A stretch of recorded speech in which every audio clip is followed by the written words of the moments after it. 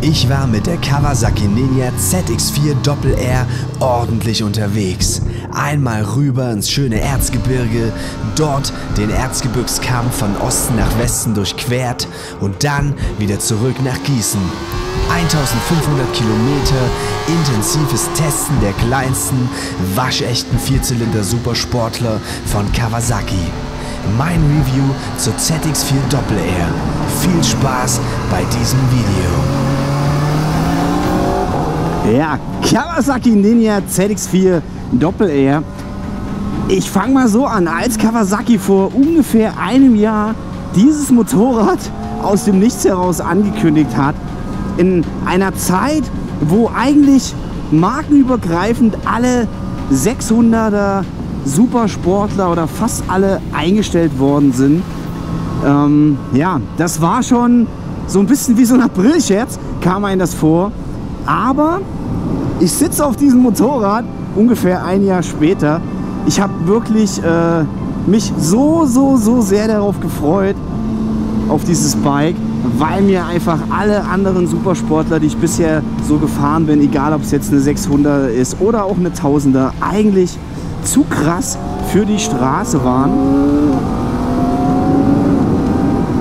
Und ja, man kann hier halt eigentlich nie so richtig ausfahren. Und dieses Motorrad hier, diese kleine 399 Kubikzentimeter rein Vierzylindermaschine, die kann man ganz ordentlich ausquetschen. So viel kann ich euch schon mal verraten. Wie vorhin schon erwähnt, war ich mit dieser wunderbaren Spaß-Schreimaschine letzte Woche im Erzgebirge unterwegs. Die Rüber- und auch wieder Zurückfahrt, die waren leider so ein bisschen durchwachsen gewesen. Da hat es nochmal ordentlich Regen gegeben und es war auch echt kalt.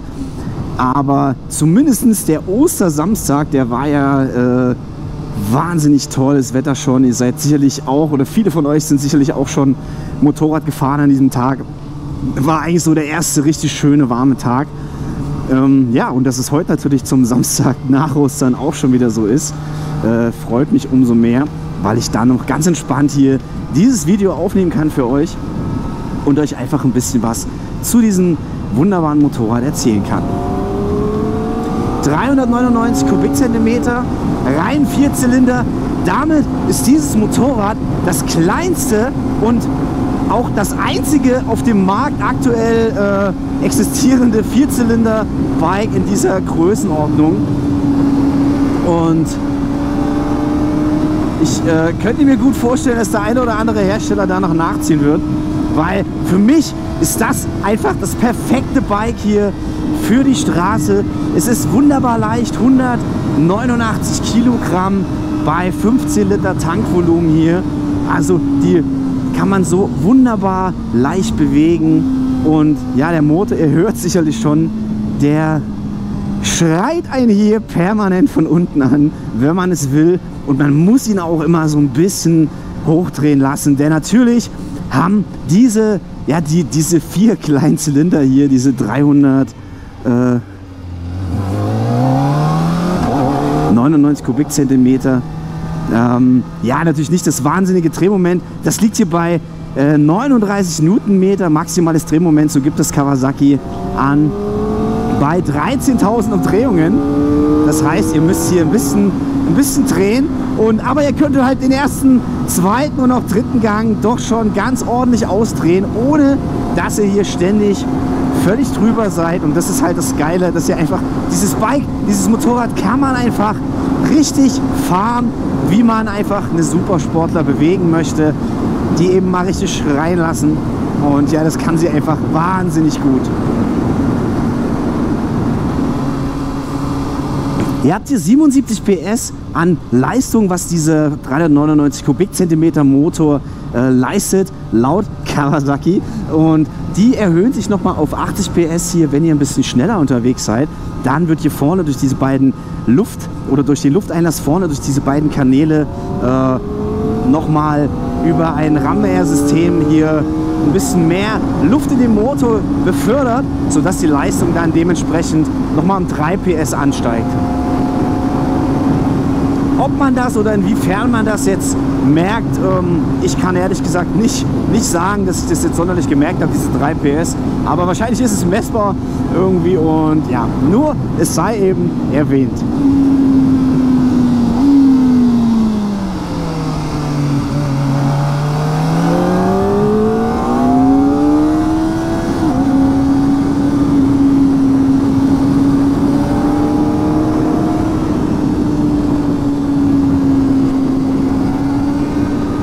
Aber klingt sie nicht einfach herrlich, dieses Motorrad hier?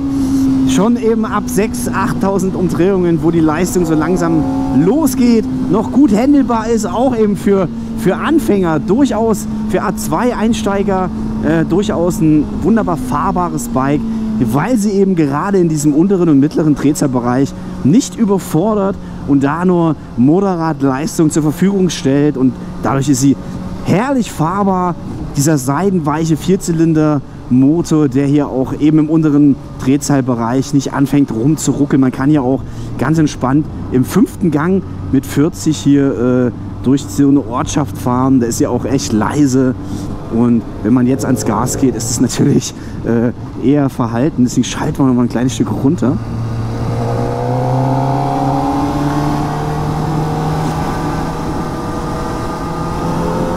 Aber hier so ab 6.000 oder 8.000 Umdrehungen, ja, da marschiert sie schon einfach nach vorne und ist auch entspannt fahrbar. Und das ist mir vor allem jetzt aufgefallen auf dieser langen Fahrt bei richtig schlechtem Wetter ins Erzgebirge rüber. Es war nass, es war kalt und man kann auch wunderbar hier Strecke machen mit dem Bike auf der Landstraße und es ein bisschen entspannter angehen. Auch die Sitzposition hier, die ist natürlich deutlich oder spürbar sportlicher als auf einer Ninja 400. Das ist keine Frage. Aber sie ist auch nicht zu nach vorne, zu aggressiv ausgelegt. Für mich könnte es fast noch ein bisschen aggressiver sein. Und ich bin ja nur 1,69 Meter groß. Also ich sitze hier noch extrem entspannt drauf. Man hat so einen leichten Druck nach vorne auf die Handgelenke. Aber für eine Supersportler immer noch relativ entspannt. Auch der Kniewinkel, der ist schon so ein bisschen spitz, aber ist für mich auch in meiner Größe sowieso extrem entspannt. Und ich glaube auch jemand mit einem 1,80 Meter kann hier noch ganz ordentlich drauf Platz nehmen und ist hier nicht irgendwie zu krass zusammengefaltet, wie es ja auf mancher anderer Supersportler schnell mal der Fall sein kann. Also das ist hier,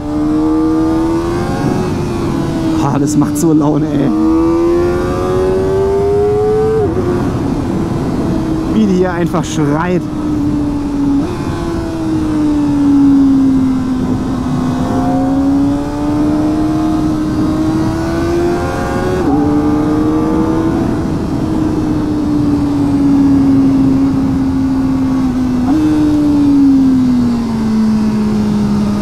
Ist die Straße auch noch ein bisschen nass. Es ist noch Mittag jetzt. Es hat, glaube ich, nachts noch mal ein bisschen geregnet. Aber ja, sonst das Wetter ist natürlich Bombe hier für wir haben jetzt den 6. April. Und ja, was soll man sagen hier? Gute 20 Grad haben wir heute auf jeden Fall. Mehr glaube ich, braucht man nicht. Das ist das perfekte Motorradfahrwetter schon. Und ja, macht richtig Laune, dass es endlich wieder losgeht. Der Frühling ist hier voll am Start. Alles blüht. Fast alles. Ein paar Bäume sind noch ein bisschen kahl. Aber ja, es ist echt schön einfach wieder entspannt bei schönem Wetter Motorrad fahren zu können.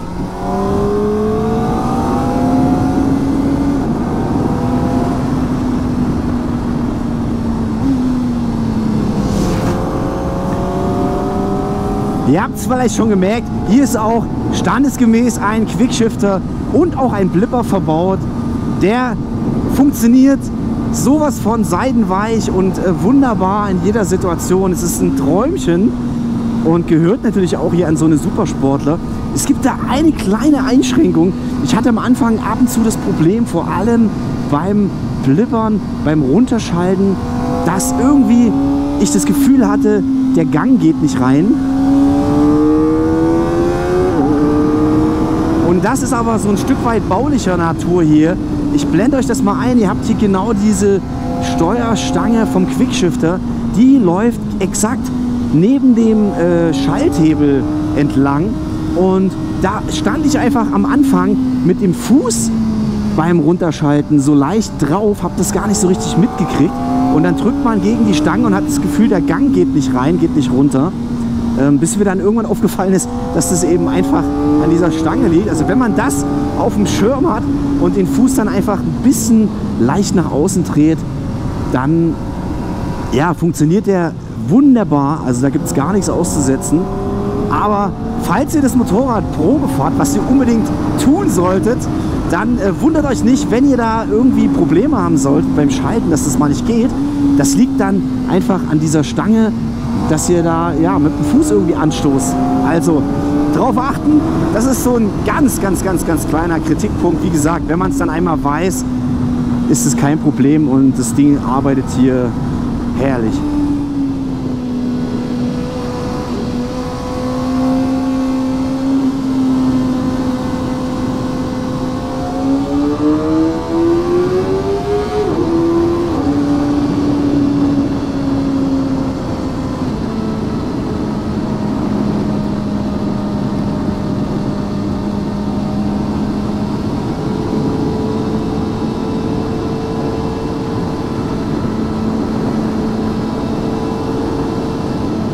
Ja, kommen wir zu den Bremsen. Ihr habt hier vorne zwei große 290 mm Bremsscheiben verbaut, eine Nissin Bremspumpe und radial verschraubte 4 Kolben Bremssättel. Ja, die könnten auch besser nicht funktionieren. Der Druckpunkt ist herrlich definierbar und die Bremsen, die packen so kräftig einfach zu. Ich hatte es gerade auf der Autobahn 2-3 Mal gehabt, dass ich ein bisschen schärfer mal, ein bisschen härter bremsen musste. Und das könnt ihr hier sowas von entspannt mit 2 Fingern tun. Und das Bike, das verzögert so brutal einfach. Da ist natürlich auch wieder dieses niedrige Gewicht von 289 Kilogramm von Vorteil. Also das geht wunderbar. Hinten ist, glaube ich, eine 220er Scheibe verbaut mit einem 1- oder 2-Kolbensattel. Nutze ich bloß zum Rangieren oder bei ganz langsamer Fahrt. Also Bremse tippitoppi, natürlich hier ein ABS verbaut. Das ist auch nicht abschaltbar. Aber ja, würde mich jetzt so für die Landstraße auf gar keinen Fall stören, denn das gehört natürlich ans Motorrad.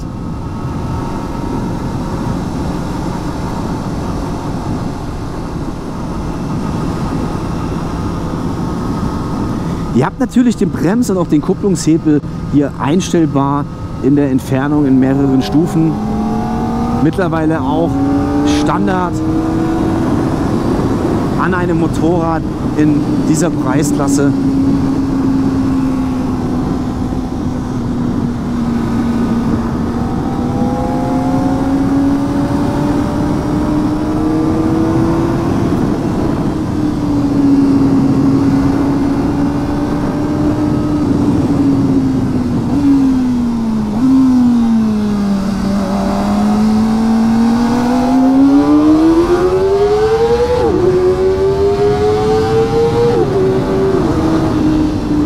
Also im zweiten Gang, wenn ihr den so richtig ausdreht, dann seid ihr schon über 100. Aber das kann man eben doch mal machen. Das ist schon einfach geil. Da marschiert ihr schon so krass nach vorne und wie der Motor einen hier unten anschreit, ist ein Traum. Trotz alledem, das Motorrad hat 95 dB Standgeräusch, also also auch aktuell überall zu fahren. Damit habt ihr keine Einschränkungen. Finde ich auch ganz gut, dass es Kawasaki so gemacht hat. Ich weiß auch gar nicht, ob die sich von außen jetzt auch so anhört. Der Sound hier ist auf jeden Fall herrlich, wenn man fährt. Zum einen dieser hochdrehende Vierzylindermotor, der natürlich einen immer wieder dazu anspornt, das auch zu tun.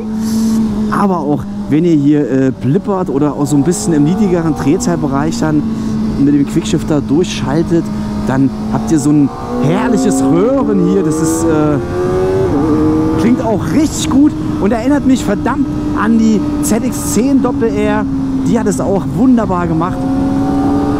Also der Sound, ich hoffe, das kommt hier einigermaßen rüber. Der ist auch richtig geil und macht einfach so Bock hier. Egal, ob man es dann ein bisschen mehr krachen lässt oder auch ein bisschen entspannter unterwegs ist. Ist immer ein Genuss.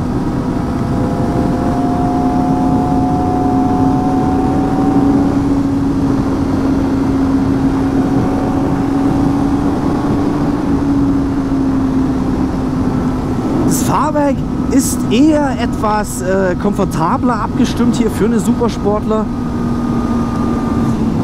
Vorne die Gabel ist in der Federbasis einstellbar. Passt für mich so von Werkseinstellung her aber eigentlich ganz gut. Aber ist eben wie gesagt eher so ein bisschen komfortabel. Trotz alledem macht es hier, gerade wenn ihr auch in Kurven so ein bisschen schärfer reinbremst, trotzdem echt eine gute Figur. Man hat ja nicht das Gefühl, dass das Motorrad irgendwie zu krass eintaucht oder sich nicht gut in der Spur halten lässt, auf der Ideallinie fahren lässt. Das ja, ist hier echt einfach auch auf einem hohen Niveau.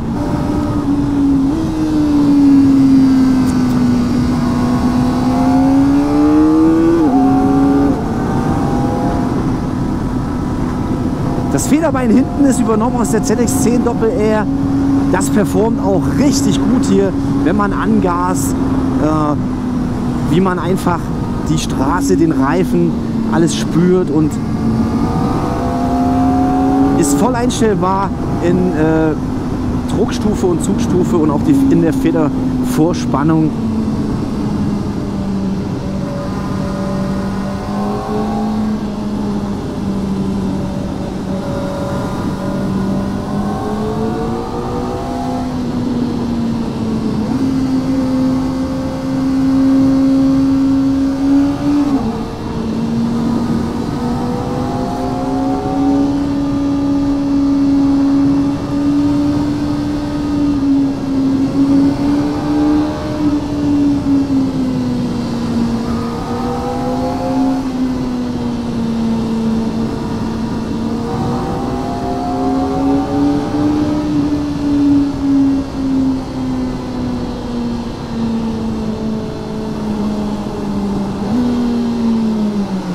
Ja, man sieht es auch heute sind auf jeden Fall richtig viele Motorradfahrer schon unterwegs. Nutzen das Wetter, auch die ab April-Fahrer können ja jetzt wieder und dürfen wieder Motorrad fahren. Und da ist natürlich heute das erste Aprilwochenende perfekt dafür.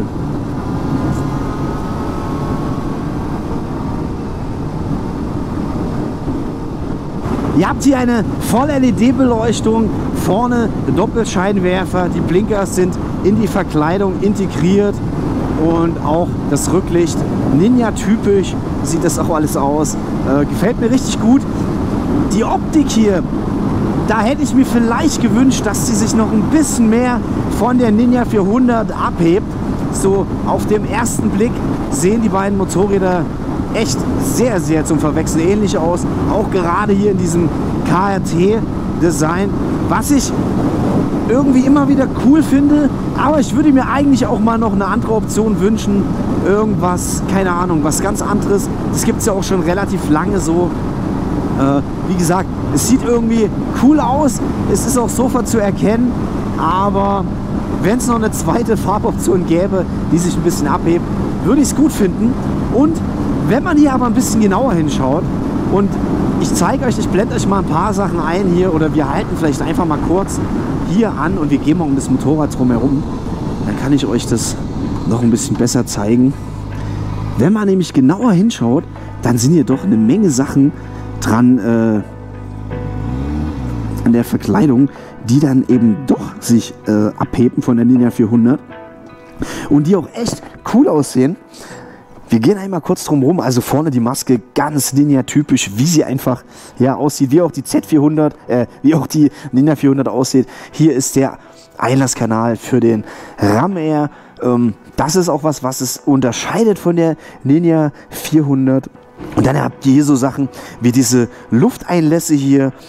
Das sieht auch echt cool, das gefällt mir richtig gut, wie das gemacht ist. Und genauso hier diese Sachen, die könnte man, ich habe genau das Bild schon, wie ich mir dieses Motorrad umlackieren würde, wenn es denn meins wäre, weil da kann man eben genau diese Sachen noch wunderbar hervorheben und dann hebt sich das Motorrad auch noch viel mehr von der Ninja 400 eben einfach ab. Also optisch, ich finde sie richtig gut gelungen, die sieht einfach sofort wie eine Kawasaki Ninja aus, sehr, sehr geil und ja, ist halt echt auch wunderbar zu bewegen, also macht extrem Laune das Motorrad. Hier seht ihr das mit der Quickshifter-Stange, das ist genau auf Höhe von dem Hebel und wenn ihr hier halt runterschaltet und habt den Fuß hier ein bisschen zu weit drin, dann tretet ihr hier die ganze Zeit auf der Stange rum und ja, der Gang geht dann halt nicht rein. Also das ist einfach nur deswegen. Ist, glaube ich, bei vielen anderen Motorrädern ein bisschen abgesetzt nach unten oder läuft wo ganz anders lang. Ganz kleiner Kritikpunkt, aber wenn man es weiß, eben auch kein Problem. Ja, ansonsten Sozus. Die sitzt relativ tief im Motorrad drin auch. Die Sitzhöhe 800 mm. Wir fahren einfach mal weiter. Wir quatschen beim Fahren nochmal weiter. 800 mm Sitzhöhe hier. Ist natürlich gerade für solche Sachen mal hier umdrehen und so. Bei meiner Größe auch gut zu machen. Aber ich würde mir selbst für meiner Größe es fast schon wünschen, dass es noch ein kleines bisschen höher wäre. Also wenn die 82 cm oder 84 cm wäre auch kein Problem. Und dadurch würde sich einfach die Sitzposition hier nach vorne noch mal ein bisschen verändern. Man hätte dann die Lenker entsprechend vom Verhältnis her noch mal ein bisschen tiefer und ein bisschen aggressiver. Ja, kann man sicherlich machen. Gibt wahrscheinlich sogar eine Zubehörsitzbank, die ein bisschen höher ist. Wie gesagt, das wäre was, würde ich mir fast wünschen, dass er hier noch ein bisschen aggressiver auf dem Motorrad sitzt. Aber ich könnte wetten, dass auch die Zubehörhersteller für die Kawasaki Ninja 400 ZX4, für die Kawasaki Ninja ZX4 Doppel-R hier noch das ein oder andere Gimmick an Zubehör rausbringen, sodass dann wahrscheinlich auch die Rastenposition oder auch ja, so Sachen wie die Sitzbank dann entsprechend noch anzupassen sind. Ja, hier am Ahrtalsee, ihr seht es, da ist schon richtig was los. Alles voll mit Motorrädern.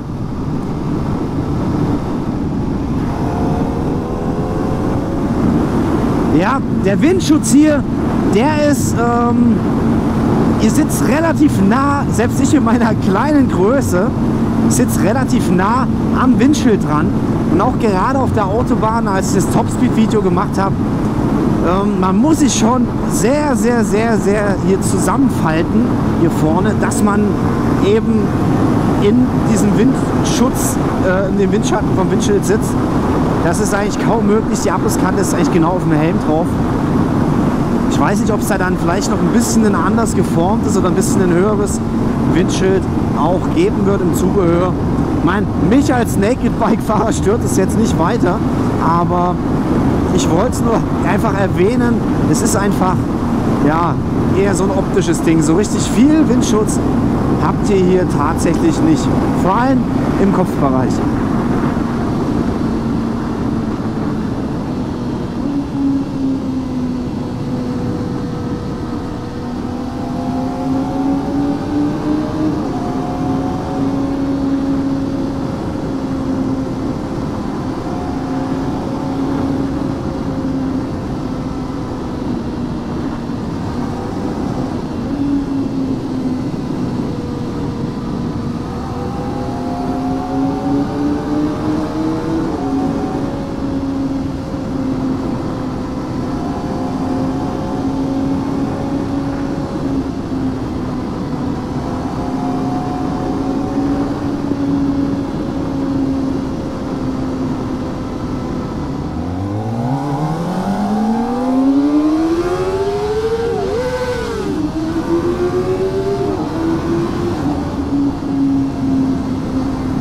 Ja, wer sich bei Kawasaki ein bisschen auskennt, erkennt natürlich hier vorne auch das typische aktuelle Display, was hier verbaut ist. Da ist alles drauf abzulesen, was man sich so vorstellen kann. Bis auf wieder für mich eine Temperaturanzeige. Vielleicht bin ich wieder bloß zu doof, die einzustellen, also die Außentemperaturanzeige. Aber ich habe es bis jetzt nicht hingekriegt. Schreibt mir gerne in die Kommentare, falls es doch gehen sollte. Aber für mich ist hier bloß die Motortemperatur ablesbar und keine Außentemperatur. Was ich ein bisschen schade finde, ich finde es immer ganz cool, wenn man auch die Außentemperatur irgendwo ablesen kann. Aber ja, ansonsten ist hier alles dargestellt. Außerdem könnt ihr das noch umstellen auf so einen anderen Display-Modus. Und das ist so ein richtiges Rennstrecken-Lap-Time-Display. Da ist vor allem das obere Drehzahlband nochmal schöner und deutlicher dargestellt.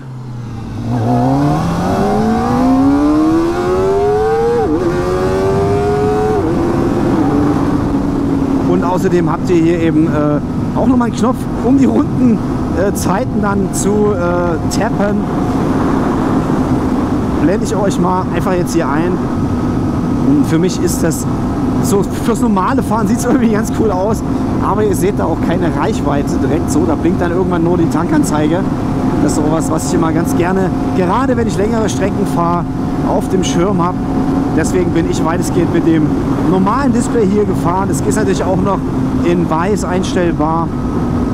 Ja, ihr könnt genauso das Motorrad über die Kawasaki Rideology App mit eurem Smartphone verbinden und da dann so Einstellungen wie eben zum Beispiel die Traktionskontrolle, die ist hier in 3 Stufen regelbar, oder auch die 4 Fahrmodis, die ihr hier einstellen könnt. Einmal den Sportmodus, mit welchem ich hier eigentlich die ganze Zeit unterwegs bin, bei ja, knapp 80 PS ist es für mich auch eigentlich nicht notwendig, selbst bei Regen hier in irgendwelche Rain. Es gibt da noch einen Road- und einen Rain-Modus, der dann noch mal ein bisschen leistungsreduziert ist, ja, den einzustellen. Aber geht eben Rain, Road und einen Sportmodus und dann einen Rider-Modus, wo ihr euch die Leistung und die Traktionskontrolle noch mal individuell einstellen könnt. Das ist auch anwählbar über diese Tasten hier links, da könnt ihr das umstellen. Was leider nicht geht, das finde ich echt ein bisschen schade, ist generell in dieses Display, in diese Display-Einstellungen reinzukommen und da drin rumzuschalten. Das geht nämlich nur über diese beiden Tasten hier vorne. Ich habe keine Ahnung, warum das so gemacht ist, warum man das nicht hier einfach über diese Tasten, die hier außen sind, über die Select-Taste und auch hier links über diese beiden irgendwie machen kann. Total umständlich hier vorne aufs Display drauf zu patschen und an den Knöpfen rumzudrücken. Das ist echt schade. Auch so ein kleiner Kritikpunkt hier war an dem ein oder anderen Kawasaki-Motorrad auch schon so. Verstehe ich nach wie vor nicht so richtig, warum das bei manchen Motorrädern so ist. Aber ja, ist auch nicht weiter schlimm. Man stellt da ja auch nicht ständig was dran rum, aber ist halt irgendwie, wenn man es dann doch machen will, ein bisschen umständlich.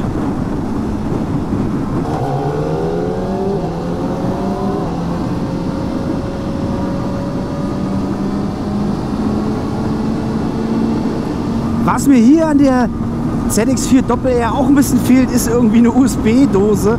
Das wäre auch noch ganz geil, wenn die irgendwie hier vorne am Lenker wäre. Kann man sicherlich natürlich nachrüsten. Und auf der Kawasaki-Website, wenn man schaut, soll die ja wohl noch als ZX4 SE geben. Da soll eine USB-Dose auch irgendwo verbaut sein. Ich hoffe da nicht irgendwie unter der Sitzbank. Aber ja, das ist auch noch sowas, was ich mir hier wünschen würde. Ja, so Sachen wie Griffheizung gehören für mich natürlich auch ans Motorrad. Aber wie gesagt, ist ein super Sportler hier. Kann ich verstehen, dass Kawasaki da zum einen wegen des Preises, aber auch wegen des Gewichtes hier drauf verzichtet hat. Und es sind ja Sachen, die man sich bei Bedarf dann eben auch noch nachrüsten kann. Alles in allem, dieses Motorrad ist einfach super witzig, spaßig. Eine waschechte Supersportler, endlich eine kleine, richtig geil auf der Straße fahrbare Supersportler. Unbedingt anschauen, Probe fahren auf irgendwie einer Kawasaki Roadshow oder bei eurem Händler.